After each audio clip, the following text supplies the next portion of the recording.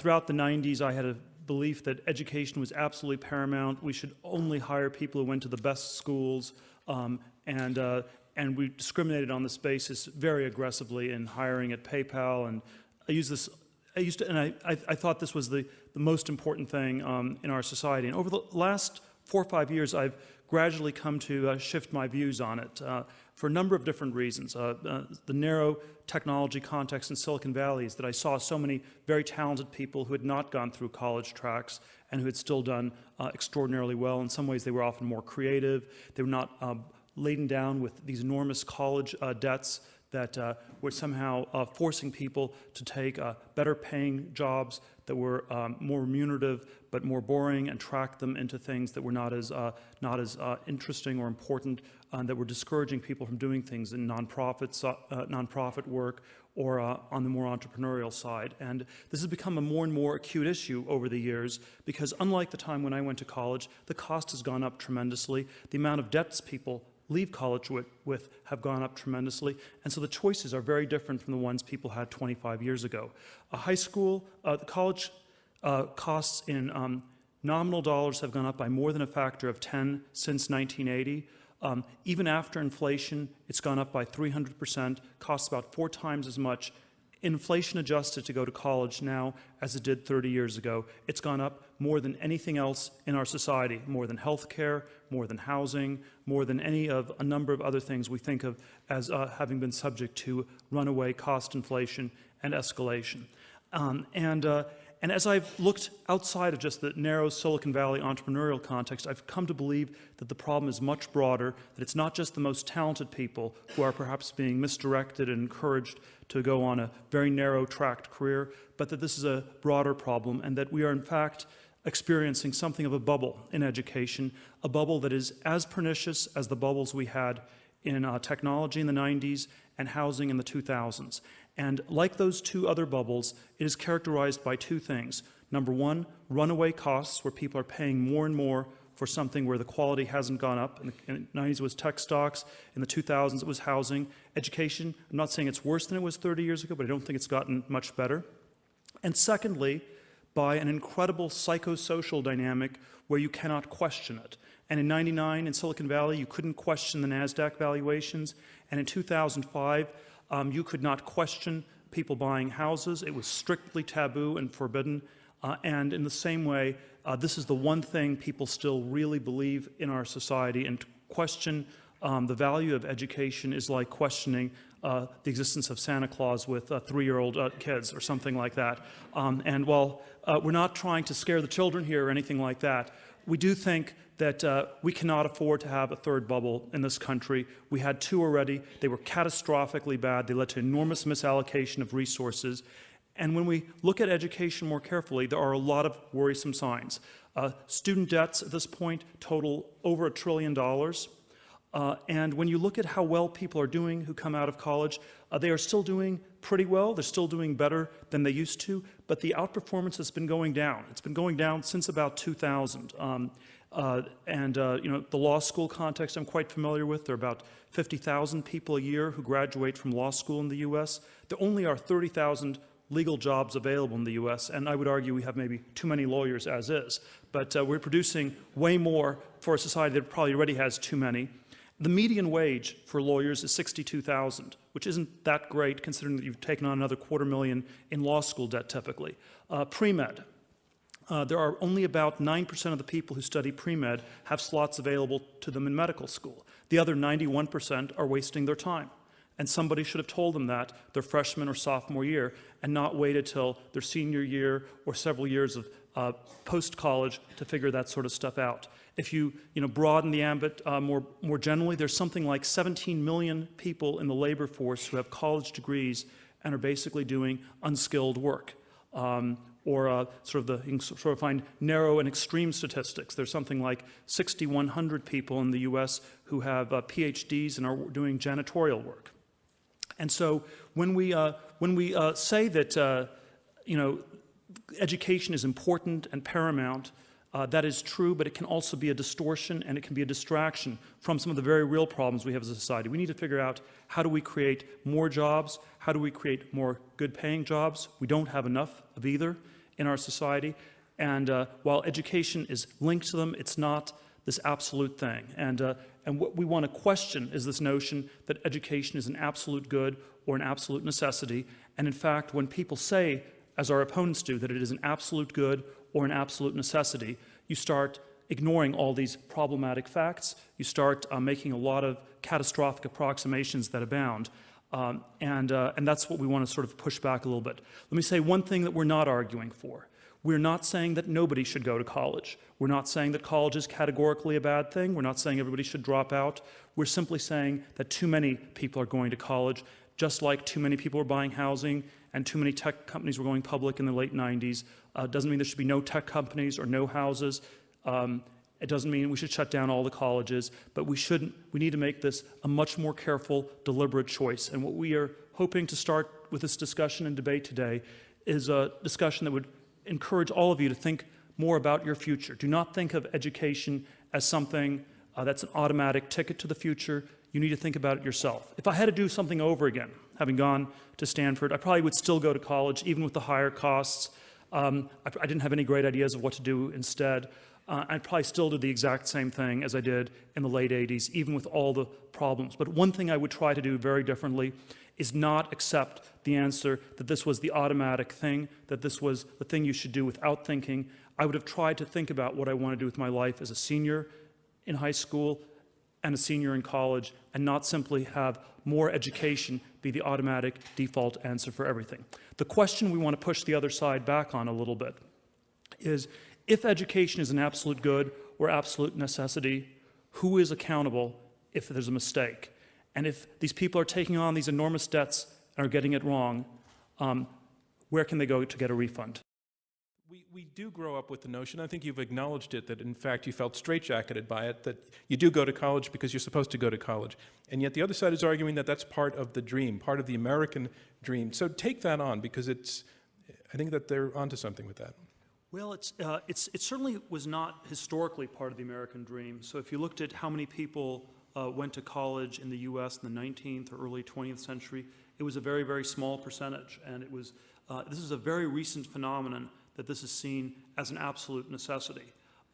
And I think in many ways I would actually flip it around and I would say, what's gone wrong with the American dream, that we have to have people go to college when that was never a necessity in the past. People don't need college degrees for many of the jobs that we have. There are many good jobs where you don't need them. There are many bad jobs people get stuck with college degrees.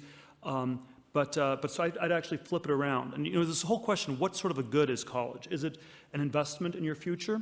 I don't think it's a good investment because it's costing too much, and there was seemingly no accountability whatsoever from the other side on the costs. It was absolute good, any price. Pay no attention to what the price is. Is it a consumption decision? And I sort of have joked that it's like a 4-year party, and I think that's kind of true, but I think people are too stressed out to really have a 4-year party when they're taking on $250,000 in debt and know they're going to be debt slaves for the rest of their lives or for the next 10, 20 years. And so I think the way to think of it is that it's basically become an insurance policy because the cracks in our society have become so big. And we need to be asking, why are so many people having to pay more and more for insurance? And what's gone wrong that we're paying so much for insurance? The rest of the world has caught the American dream. Those Chinese students I talk about, they are just like my students here at Duke and at Berkeley are. They're just like the students we meet over here. They read the books, they follow us, they understand what we're doing, they want to get those bachelor's degrees, they want to get masters, and they want to get PhDs. That's how it is. So forget about our vision of the American dream. We're now a small part of the world. Our economy is becoming a decreasing part of the world. We're going to be competing like you won't believe over the next 10, 20, 30 years. Let's let the other side respond to that. I didn't hear an answer to the Let Peter Thiel.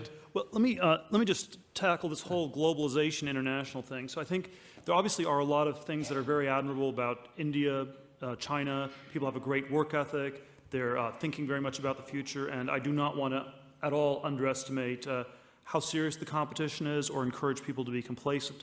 But the proposition we're debating today is, are too many kids going to college? And if you look at those countries, the percentage is much smaller. And it is, the number, I looked these numbers up because I thought you might make this argument. And the US, there are about 40% of college-age students are in college. And of course, there are a lot of them who end up dropping out, so it starts with more than 40, but on average, 40% are in college. In China, the number is 20%. In India, the number is 10%. And if you want to look at China and India. It is a brutally selective system. Very few people can get in. People are worked incredibly hard once they're in college. And if we want to be more like them, the first thing, simplest approximation, is you'd have far fewer people go to college. And this is true of any other country in the world you'd look at. And so if the U.S. should take its bearings from other countries, that is a very powerful argument for our side. We want to say on the one hand that college is an end in itself, it's an absolute good, we don't ask any questions about it, it's non-instrumental, and on the other hand, it is completely instrumental and it's what leads you to getting a better job, a more high-paying job. You cannot have it both ways. But one point that the other side did make is that education can be transformative, and somebody who may not necessarily start out as a freshman seeming like a superstar signed up for a BA even of the nature that you may not find terribly useful, that the experience of going to college can cause a blossoming, and that just by being there, being in the situation, somebody who wasn't very promising might turn out to have a lot of promise. Can you take that on? Okay, Peter Thiel, you were ready with it. Go ahead. Well, you know, we can find all sorts of anecdotal things. We were told by the other side that we shouldn't look at anecdotes like Zuckerberg or Gates or Jobs, and I agree those are exceptional cases, and there obviously are all sorts of people who have idiosyncratic things that can happen in college. They can also happen outside of college. Socialization does not have to happen in college. People should learn how, you know, this is, again, a really bizarre recent phenomenon. You know, 92% of the people did not go to college in 1960. They were able to be citizens, they were able to vote, they were able to be, you know, we wouldn't say that nobody should have voted in 1960 because they didn't have college degrees. That would have been an invidious thing to say.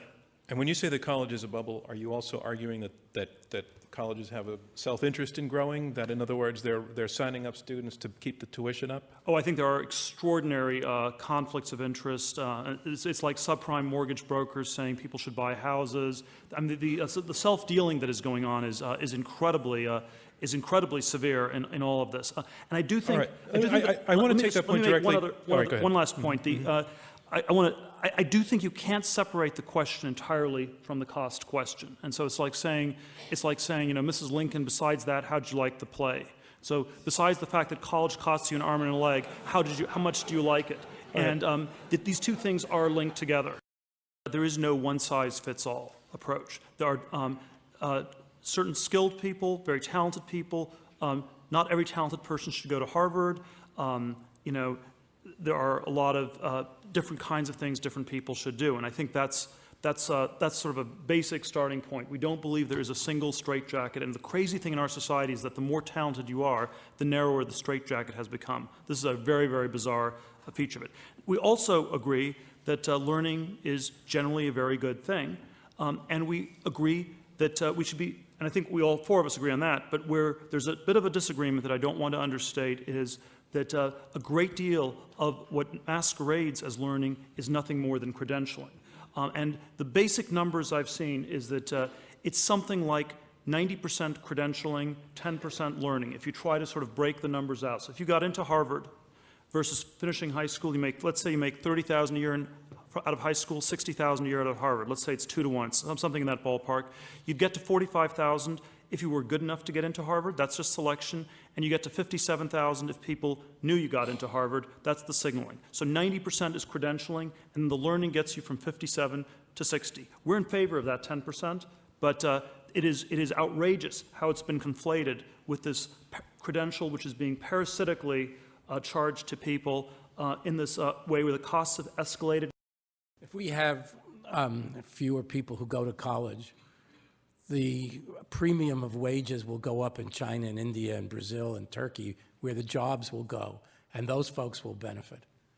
You know, I'm reminded of The Onion, which had a suggested solution for the recession in the U.S. was just to give everybody another degree. And you know, I think we have to think, you know, we can't just mechanically say you go to college, you get a BA. It is what are you learning, what are the specifics. The most concrete, skill-oriented education people get is engineering degrees. And that is actually probably the one area, and we may even agree on this, where I think the U.S. Does not have an excess of engineers.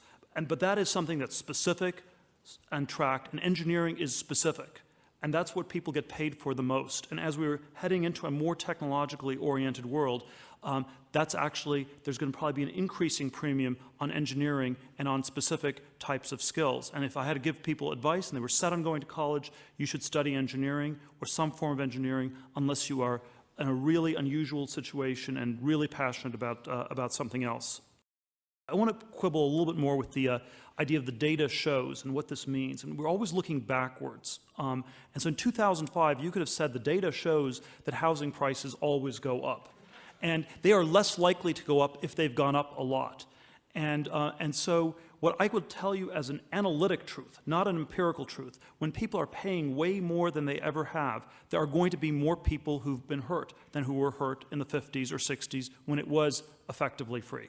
And this will not be seen in advance. You will see this in 10, 15, 20 years' time. You're starting to see it with college students who have to move back in with their parents because they cannot afford to get their own place and pay off their debts. So is that the popping of the bubble that you referred to this college being? When you described it as a bubble and housing crashed obviously when credit dried up, what is the popping of the college bubble? It's, well, I think we are seeing it gradually unravel with this incredible recession in the U.S. because the basic lie that you take on all this debt and then you get a good job is being seen as not quite true, and there are many cases where it's not true. And I basically think it's sort of we see it unravel over 4 or 5 years as you have one class after another graduate, and there are no good jobs, even for the people with college degrees. I would say it's different from housing because there's no specific market. You can't precisely evaluate a college degree, and that's actually one of the things that makes it a much more pernicious bubble than housing because it will not pop instantly, and therefore it's likely to be actually even more pronounced and more extreme before it unravels. Question. The one thing that was clearly not done by the other side was to answer my question about where would the accountability be for all the people who get hurt by the system that costs too much and is not delivering. And it is clear to me that there is no accountability on the part of our education establishment. They're not willing to give people refunds. They're not, it's if you get a Ford and it blows up, a Ford Pinto blows up, you can go to the Ford company, you can get money back for your car. You might even be able to sue them for torts. Such a mentality is unthinkable in the college case. And given that there is this lack of accountability, buyer beware. You are on your own. You take on the loans. It's worse than housing debt. You can never get out of it, not even through bankruptcy. Bush amended the bankruptcy laws in 2005, so you cannot get out of college debts for the rest of your life. And you need to think about this on your own. The way bubbles end is when people start thinking for themselves. And that is the first thing we want to encourage people to do, is not to simply go with the social pressure, not to go with the bill of goods. This has always been done. This is automatic. This is necessary. This is globalization. But think for yourself, is the cost worth the benefit? When more people think for themselves about this, we will get to a very different equilibrium where there's less of a caste system, less of a social need to do these things for status reasons. People will still go to college. They will still get advanced degrees, but there will be fewer of them who do it because there are a lot of people who are doing it for the wrong reasons. And I think that will be a much healthier and more balanced country.